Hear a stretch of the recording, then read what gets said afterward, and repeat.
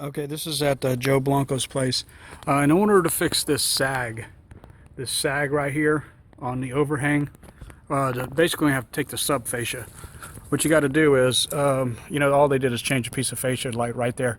In order to take the sag out, you got to go back a ways and change the subfascia, which is a 2x6. Basically, it's like a cantilever. It's a cantilever overhang.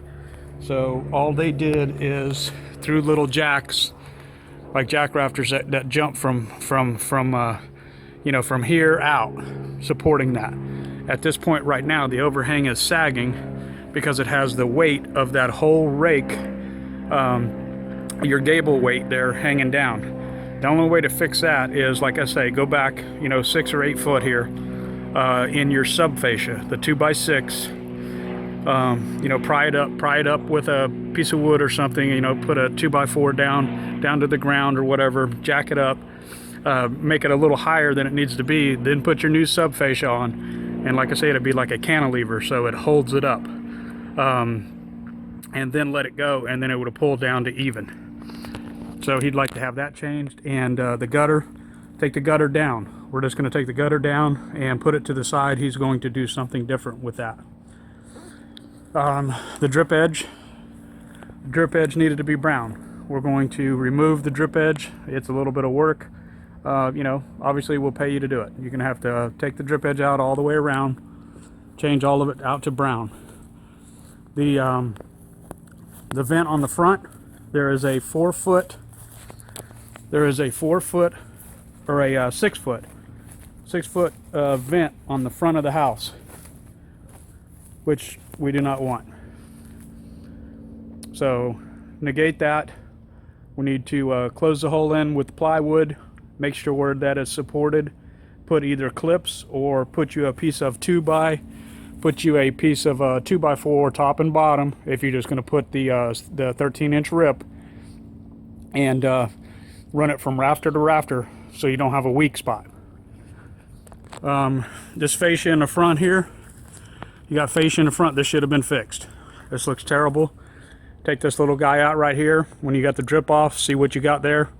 That looks like a 1x4 was just kind of barely stuck underneath there. We don't want that. That's garbage. Go back about 6 foot. Put you a piece. Make sure it's on the center of a rafter. Put you a new piece of fascia over to this rake. Simple little job. All we want on this job is 2 vents in the back of the house. Do it about 13 inches down from the top, where the end of your flange starts. That way it doesn't get into your cap. It won't get into your cap that way. And then, like I say, we're changing out the drip edge. Drip edge looked pretty nice, but fact is it should have been brown.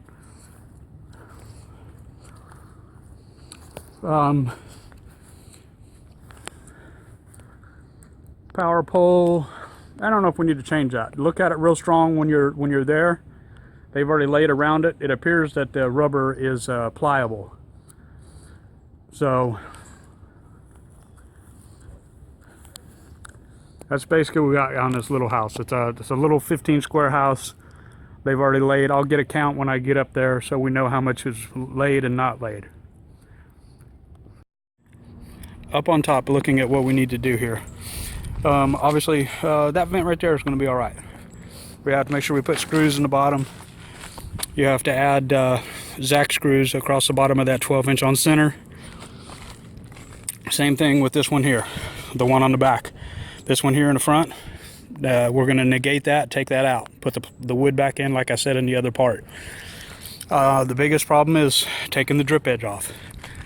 Most of the house is complete. There's only I think there's 14 bundles left to lay. They had the house almost laid, which, that's upsetting, but it is what it is. All the drip needs to be removed with as minimal shingle replacement as possible. Take out the vent, close the hole, dry it in, shingle that back.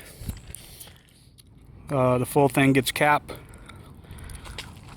Make sure that you check this power pole Make sure you check the power pole there. They got quite a bit of cement on the back of it. I'll have you a split boot in case it needs to be changed. When you dig down in that cement, if it's got a hole or something, let's change it out with a split boot. Other than that, it's cut and dry. Pretty simple. These vents here, just carry back to the office. Any of the extra rolls and the rolls that I showed you on the other side over there at Joe's house next door. Leave one roll there, carry the rest back to the shop. You have to cut all your valleys and stuff. It's, you know, it's just finishing someone else's job. Nobody loves it, but sometimes we have to do it.